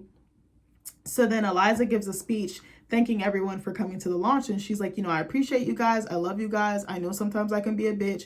And Tip is like, sometimes, ho. I was like, I know you fucking lie. It be your own friends and your own damn kids. And she's like, you know, I mean well. And then she starts tearing up. And you can tell she really meant what she said. I see a different side to Eliza. I do think she's misunderstood. I do think she loves being in the public eye. I do think that. I don't think there's anything wrong with it. Just intention and how you go about shit. That's all I'm going to say on that. So, you know, she's like, I thought my daughter was going to stand me up, and her daughter comes up and gives her a hug. And it was very sweet to watch. It touched my heart. That was probably one of my favorite moments from the show, or a finer moment from the show. So I did want to mention something when Eliza was crying. And I know we don't want to see our parents hurt. We don't want to see our parents cry. Because if that was my mom up there crying, I'd go up and hug her. I'd like get her a tissue, wipe her tears, all the things, right? But in this moment, I felt like Shamaya was the adult and Eliza was the child. And I was like, don't judge me, guys, but I was like, I wonder if Shamaya's emotional needs are ever neglected. I really want to know that, because Eliza does have the tendency to make stuff about herself. And I was like her concern was valid, what she expressed. I don't want to take away from that, but I was like, Shamaya seems maybe wiser beyond her years. That's the vibe I get. It could be wrong. So, and another note I want to add is that Shamaya and Eliza reminded me of Shay with her mom. I don't remember her mom's name, but her mom is a beautiful woman. I said, you know, just in the sense of like that friction being there, and then another daughter being born into the family who can kind of like help them work through their generational wounds. It definitely reminded me of that. Okay, I put another note in here. I really want to make a video about the relationship between Black daughters and Black mothers, but I think I'm low-key afraid to do it, because I'm like, I don't want to put anybody on blast. I know it's going to be emotional, and I'm like, I don't know how much I want to share, because it's such a soft spot for me. Like, it is so hard when you have a bad relationship with your mom. I'm not talking about my adopted mom, my birth mom. Now it's gotten better. We don't really have a relationship, but when we see each other, it's all love. But growing up in with that type of dynamic, it takes a toll on you. And like, then not having any protection, not having any support to get through it until I got much older was tough, because a lot of the times it was like, what happens in the house stays in the house. So I couldn't even like really speak up or like defend myself. And it wasn't until I started getting older that I started clapping back. But I like really want to have a daughter so that I can repair that mother-daughter line in my family tree. Like, that is so critical to me. For the longest, I've wanted to have a girl first, but now I've come around to the idea of having a boy, because I feel like he'll even me out in some ways and soften me up, but also make me have more empathy and grace for men. I just wanted to add that in there. Hold on one second. But I feel like I'm a huge believer in timing, and I'll record it when I'm supposed to, like when I'm ready to share and when it's supposed to come out. So next we see, I'm almost done, guys. I'm sorry. Probably like 20 more minutes. So next we see Brooke and Princess meet up. Princess looks the fuck good. She be eating down, baby. Like, I love her so much. So Princess, you know, says that she felt some type of way about Brooke not jumping in to help her and laughing at the night of the fight. And in her confessional, Brooke is questioned by a producer about laughing. And she's like, you know, there was some funny shit happening at the party. And she's like, you know, Hot Topic is funny as fuck. Sorry, I feel like I need a burp. There it is. I wanted to come out. Sorry, excuse me, guys. So Princess stands on businesses and is like, you don't mess with people's marriages. And she's like, Amara deserved to get the dog shit slapped out of her. And I was like, period. I concur. So Princess is like, you know, Bobby encouraged me to get to the bottom of the situation with Amara and Ray. And that Ray says one thing led to another and he got a whiff of Amara's cootie cat. So Brooke is like, baby, there's not enough wine in this restaurant. I was like, baby, I am that friend. I would be the same way. I said I was so weak. Brooke has like the most amazing one-liners. Her and Bobby be eating girls down for breakfast, lunch, and dinner. So and Eliza too. So in her confessional, Brooke is like, you know, Princess slapped Amara. So is she really done with Ray J? Because it's giving like, I still love him. It's giving, I still want to give us another chance. Nobody will blame them if they did, but keep us out of your business. If y'all filing for divorce, do that shit privately. But I know they're public figures, so it's going to be on the blogs everywhere. So Brooke asked Princess, you know, about this. And she's like, no, baby, I can't be with no man who thinks that strippers and prostitutes don't count as cheating. And I was like, this ninja just lost his mind. I wish my husband would. He'd be picking his motherfucking teeth off the floor. So Brooke is like, truth be told, Ray J is a hoochie daddy. And I'm like, baby, we all knew that. Stevie Wonder could see that coming from a mile away, baby. He can't even see. So the guys join them, Marcus and Ray, and everyone hugs. They greet each other. So why does Brooke greet Ray? And she's like, hey, sniffer. Hey, the sniffer. I was like, I know you fucking lying. I was like, baby, that would be me. I would come right out with it. So Brooke is like, on the way over here, I just want to know if you and Marcus talked about how strippers and prostitutes don't count as cheating. I said, baby, how much motherfucking wine did Brooke have? So Ray J kind of started laughing, but he's like doing that nervous laugh, like, hey, what y'all bitches been talking about? Like, he starts asking, like, what conversation did y'all have before we got here? Like, you're not giving us any insight, so we kind of feel like we're on the outside looking in type of vibe. And I was like, okay, I kind of agree with him there, because he doesn't know what was said or what was shared. So then Princess asked him the same question, and Ray J goes on the defense immediately. That's a narcissist's favorite thing to do. Go on the defense and take it as an attack. So Brooke is like, you know, we had a little bit too much wine. And Ray J's like, this shit is out of line. My ninja, can you get your wife before I have to get her? I said, oop. But I was like, they have that friendship where they can do that, because not everybody would be able to do that without someone wanting to put pause on someone else. So Marcus is like, babe, say sorry, like back down a little bit, calm down. Pipe down. And she's like, you know, I'll apologize when he explains why he smelled Amada's cootie cat. I was like, I could tell Brooke was a little tipsy or drunk. I was like, baby, that would be me. So Princess is like, Brooke, why the fuck did you say that, girl? Like, stop it, friend. Like abort mission. So then there's some more back and forth. I didn't write all the dialogue down. And Brooke is like, why did you smell her Hot Pocket? Talking about Amara. And she's like, Princess, why didn't you warn me that Ray was unaccountable? And I was like, baby, true words could not have been said. They know that, everyone knows this, but nobody tells him to his face. So Ray's like, this is preposterous. You know, he started doing the R. Kelly, Gayle King type of energy. And I was just like, And I don't really like giving R. Kelly a platform, but I just wanted to kind of reference that. And I said, I don't even think this man knows how to spell the fucking word. So Ray's like, you know, I'm not going to be ridiculed, and this conversation is fucking over. Like, it's dead, it's donezo. So Ray's like, this conversation is disgusting. It had no substance. We didn't get anywhere. And I'm like, you were expecting them to clean up your mess like they were a fucking janitor. You're the one that ruined your marriage. You need to fix it, not your friends. Like, you're lucky they're even sitting down with you. And I said, baby, a hit dog will motherfucking holler. So he's like, you guys need to grow up. And I said, baby, that's the pot calling the kettle black. I said, if anybody needs to grow the fuck up, it's you, sir. It's Ray J. It's Willie Ray Norwood Jr., bitch. But I said, Sally, I don't think he ever will. So then we see Flo walking to meet Alan. Sidebar, as she's walking up, I love the song that's playing in this scene. I need to find out what song it was. It was talking about having like butterflies when you've like fallen for someone or started to fall for someone. The lyrics were so beautiful. The lady's voice was so beautiful. Now, if the cast members can make songs like that, I wouldn't have a problem with it. The only one who could probably sing like that is Brooke. So, you know, Alan, or why did I say Alan, bitch? I need to go to sleep. So Flo is like, you know, I got with Alan to get back at Amara, but I caught feelings for him in the process. I said, no, the fuck she didn't. I put it in all caps. I said, who would like his dusty ass? Women with low self-esteem. That's who. I said, the real question is, what the fuck is there to like about Alan? Please explain to me. Can somebody explain to me in the comments? Am I blind? Am I missing something? Ain't no good dick, good enough dick, muscles, whatever, or smooth talking is gonna make me drop my drawers. I'm sorry, like I'm so much smarter than I was when I was younger. Hey guys, I'm so sorry. So my Love and Hip Hop review cut off because baby, I ran out of storage. So I just need to finish it. So there might be like another 15-20 minutes. I'm so sorry that it's super long, but I came here to finish the rest for you guys. I hope you guys are doing well. So I think I left off on the scene where Flo was meeting up with Alan. So Flo basically says that she hasn't dated in so long and that it feels good to have this part of her that's dead to be awakened. And that kind of broke my heart because I was like, this man that she's been married to has broken her down so much and just changed, like, I think he's like blackened her heart or made it like cold or numb or just like turned it off. And that just makes me sad that she's like been on autopilot or has not felt like herself in such a long time. I can't imagine like the psychological or emotional implications that cheating has on someone. I've never been cheated on myself, not to my knowledge, but my heart goes out to any woman who has been cheated on, any man who has been cheated on too, because nobody deserves that. I often ask myself, why doesn't the person who cheat just explain to the person that they can't be with them or that they feel like they might be interested in someone else? I feel like having an honest conversation instead of going through the motions, lying, cheating, you know, giving your body out to someone else like that and your time and money.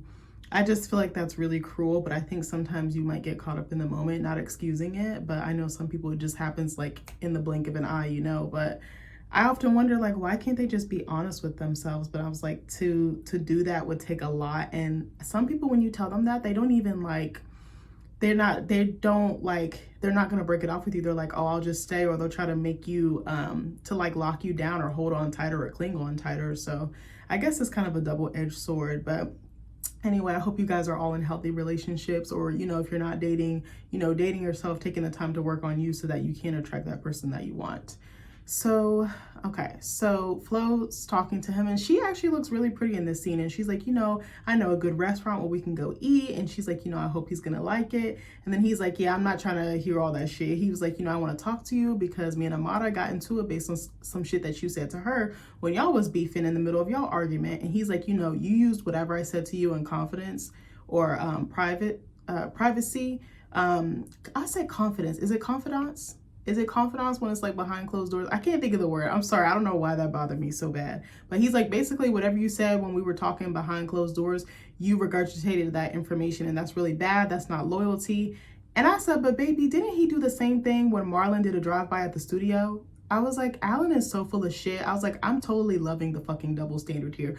Obviously, I'm being sarcastic, but Flo's like, you know, I'm sorry. I didn't know it was a secret. If I knew, I wouldn't have said anything. And Alan's like, you know, I would never use what we talked about to go against your ex-husband. And I'm like, you literally did, though, with her being with Claudia. You know, remember she was with a woman last season and he threw that in Marlon's face when they were beefing. He was like, your wife left you for a girl, so that makes you a bitch. Like, I don't know. He might have watched the show, too. I can kind of give him credit there or give him leeway there because he might have seen it or heard about it on social media or something like that. But I'm like, knowing Flo, she probably gave all the tea to him because she's just like she's so like infatuated by him. I think she's given too much of herself too soon, and I think it kind of blew up in her face, unfortunately. So I said, I need Alan and his hair plugs to exit stage left because he's getting on my fucking nerves. So he's like, you know, you're talking about my girls. How does that help me? Oh, I actually sounded just like him. I swear, sometimes I'm really good at doing voices. And I said, oh, now he cares about the twins. I said, that's convenient for you because aren't you the same one who is in Miami fucking your baby mama's op, but then you didn't tell your baby mama that you were even in town or that you could pick the twins up or you would like to spend time with them. I'm like, I'm not buying him. He uses his daughters as like collateral or like pawns when he feels like it, but he's not really a present father. And I just don't like that because his kids don't deserve that. So I say, yeah, baby, I thought so. I have several fucking seats. So Flo's like, you're the one who gave me the tea. Alan is like, I don't want anything from you anymore. That is done. That is over. And she's like, you told me that you don't fuck with that bitch. And I was like, in Flo's defense, he did say that. And the way that he speaks of Amara and he flip-flops like that, I was like, I can't really blame Flo for feeling like she had the license or privilege to talk to Amara like that. Now, I don't agree with the colorist shit that she said, but I mean, like, using the tea that he had told her, because it was like they were both using each other. They were both using each other for sex and also for gossip. Like, both him, Flo, and Alan were doing that. So I was like, I don't see why it's wrong when she does it, but it's perfectly okay for you to do it. And that's the shit I don't like.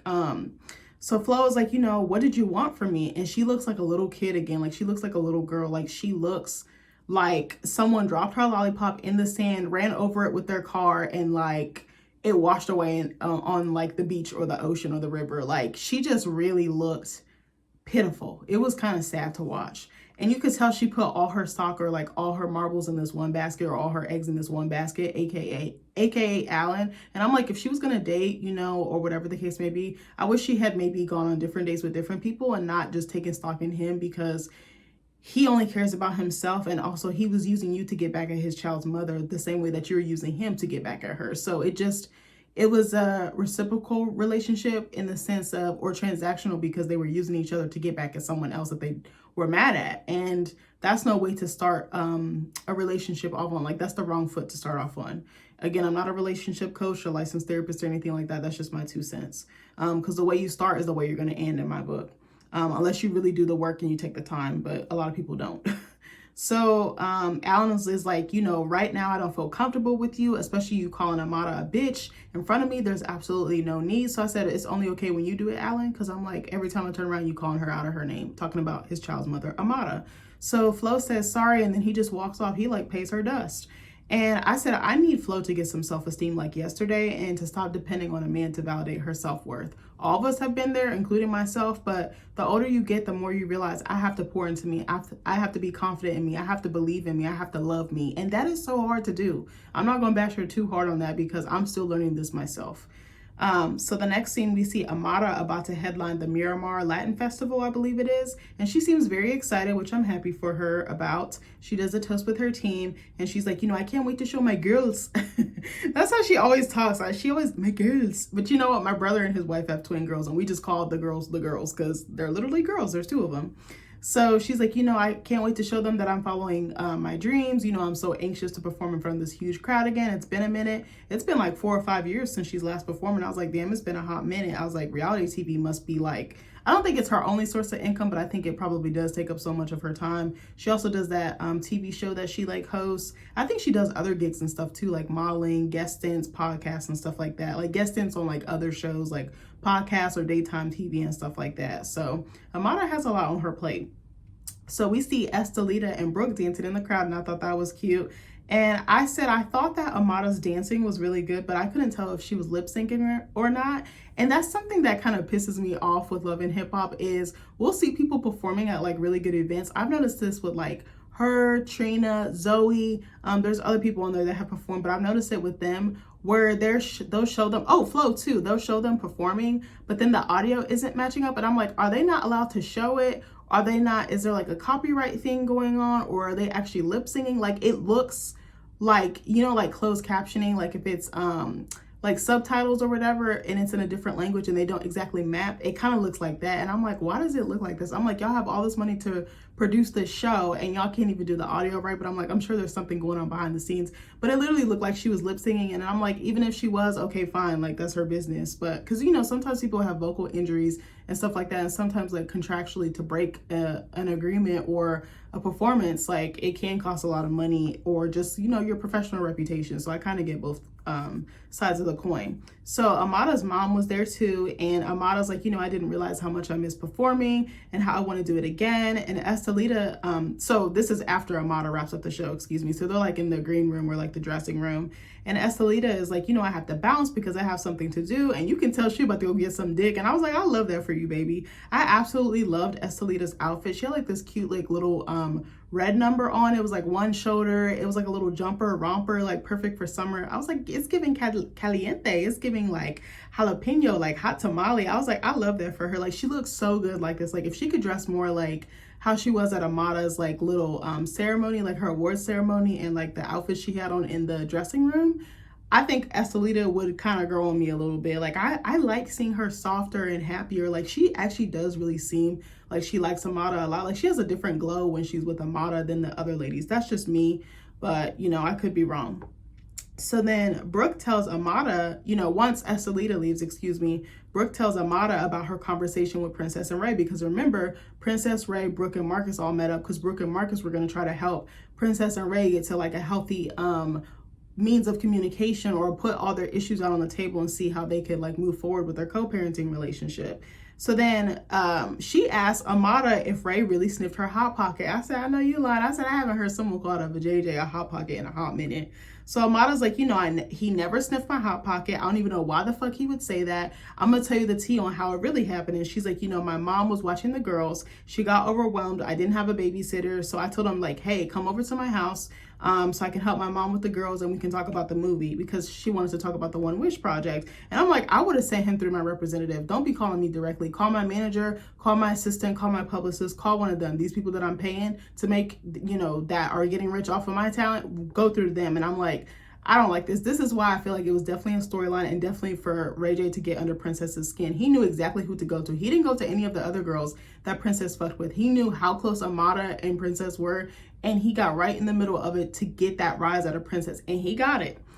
He's sick. I'm sorry. He's really fucking sick. So, I said, can Amada hire a nanny to help with the girls? Because if she's got enough money to buy a new house, again, I'm not trying to be too much in her pockets like that, but I'm like, she bought a new house, you know, she's doing well on the show, she has other endeavors. I'm like, can she find extra childcare to help relieve her mom? Because that is a lot to watch two kids at the same time that are exactly the same age, that are going through the same exact thing in life. Like, that is a lot. Like, I don't know how her mom is doing it. I think her mom is really sweet, but also they need some sort of boundaries or separation.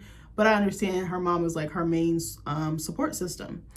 So Brooke asked Amada to come to Angela's sobriety event as her plus one and to sit down with Princess. And I was like, oh, I hate when they're like, just sit down and talk with them. Just have a conversation. And I know that's like the formula or like production, but I'm like, I hate that because it always goes left when they're like, just sit down with them. And I'm like, every time that happens, people are fighting. Shit is getting thrown. People call each other everything but a child of God. And I was like, bro, I hate this. So then in the last scene, we see Angela White / Blac Chyna at her sobriety party. So Bobby walks in first, and then we see Amada and Brooke walk in. Brooke says she feels like she, you know, too much is being said on both sides, and she's meaning so much shit is being said on Amada's side, and then so much shit is being said on Princess's side, and that they need to basically address the elephant in the room, which was the incident with Ray and like the slap. So in her confessional, Brooke is like, you know, I think Ray is the middleman of all the drama, and I was like, ding, ding, ding, you are correct, Brooke, for 200, Alex. And she's like, you know, I want my friends to get back on good terms. And Princess comes in looking snatches ever, like, baby, she fine as hell. She fine from the grave, baby. Like, I know that's not a saying. What's that saying? You fine as frog hair. Like, she literally is. She is so fine. Like, I think she's so pretty. I've always thought she was beautiful. So Amada goes to sit down with Princess, and I'm like, dude, Princess got on acrylics today? I was like, wait a second, let me go see if Amada got on acrylics, because I'm like, she should know better from the last time that Princess bopped the shit out of her. So I said, with my little eye, I spy a visit to the ER in the near future. I ain't shit for real, y'all, I promise you, but that was basically the end of the episode, and of course they leave it on a cliffhanger. Oh, let me back up. So Brooke and Amada are sitting on the sofa talking, and then Princess comes in. She sits on a different like sofa or couch or whatever, and then Amada's like, basically it's now or never. So then she goes to approach Princess, and it shows that they're about to talk, and Princess looking like, okay, bitch, what's up? What you got to say for yourself? Because I don't feel bad about what I did. I said what I said. I stand on what I said. I stand on business, baby. Like, I was like, not she don't give a fuck, but I was like, I love that for her. Like, Princess don't be playing no games. But anyway, that was the end of my review. I think if I had to rate this, again, like a 6.5 or a 7 out of 10. It wasn't like anything to write home about. I was like, I want a little bit more action. I want to find out what the fuck. I need Flo and Amada to resolve their issues. I think I want to hear, I don't know, who else am I missing? I feel like I'm missing somebody. I don't know. I feel like there's a lot of just, where's Trick been, actually? I really want to know what the fuck happened to Trick. Why won't Trick and Joy get a divorce?